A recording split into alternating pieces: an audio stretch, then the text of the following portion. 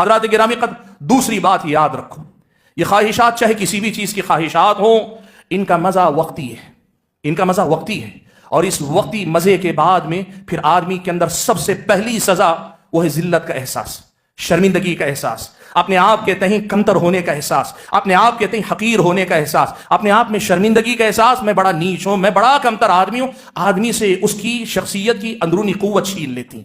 یہ خواہشات آدمی کو اندر سے کھوکھلا کر دیتی ہیں۔ آپ کیا سمجھتے ہیں؟ پیارے نبی صلی اللہ علیہ وسلم نے جب حیا کے بارے میں یہ بات کہی کہ اذا لم تستحی فاصنع ما شئت، جب تمہیں شرم نہ آئے تو تم جو چاہے کرو، کیا مطلب ہے اس کا؟ جب آدمی خواہشات کی غلامی کرتا ہے، آدمی کے اندر کی حیا مر جاتی، اور جب آدمی کے اندر کی حیا مر جاتی، آدمی اتنا کھوکھلا ہو جاتا ہے کہ کوئی بھی حملہ اس پہ کامیاب ہوتا، پھر اس سے آپ کسی بھی قسم کے گناہ کی توقع رکھیے، کسی بھی قسم کی غلطی کی توقع رکھیے۔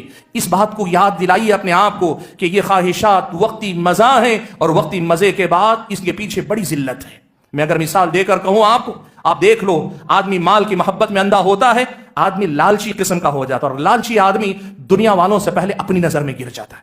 پیسے کا لالچ ہے اسے، لیکن خود اپنی اسے پتا ہے میری اپنی پرسنالٹی کوئی مضبوط پرسنالٹی نہیں، آدمی لالچی آدمی خود اپنی نظر میں گر جاتا ہے۔ شراب کی اگر لذت کی بات کریں، نشے کی بات کریں، آدمی کو کیسے ذلیل کرتا ہے، دیکھا ہوگا نا، نشہ کرنے کے بعد ڈرگز کا نشہ، ضروری نہیں کہ شراب ہی کا ہو، نیا زمانہ، نئے انداز لوگوں کے، طرح طرح کی دوائیاں، طرح طرح کے پاؤڈر، طرح طرح کے انجیکشن، اور طرح طرح کے انداز۔ یہ ڈرگز کرنے والے کیسے ذلیل ہوتے ہیں۔ وقتی نشہ تو ہوگا، کبھی گندی نالی میں پڑا ہوا ہے، کبھی دھکے کھاتے پھر رہا ہے، کبھی کوئی گالی دے رہا ہے، کیا انسان کی حالت ہوتی، کیسی ذلت آدمی کو ان خواہشات کے پیچھے ملتی۔ اور اگر کوئی جنسی خواہشات کا غلام ہے، وہ بھی جانتا ہے کہ ایک مرتبہ لت لگ جائے، ایک مرتبہ اگر اسے آدمی کو ایڈکشن اگر ہو جائے، تو پھر آدمی محض اس کے پورا کرنے کے لیے کیسی کیسی نچلی حرکتیں کرنے پہ آتا ہے، انسان دنیا جانتی۔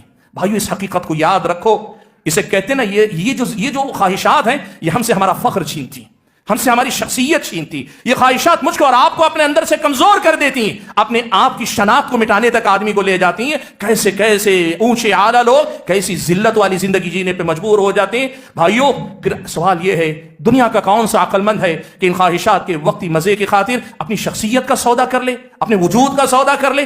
اتنے نادان تو ہم اور آپ نہیں ہو سکتے۔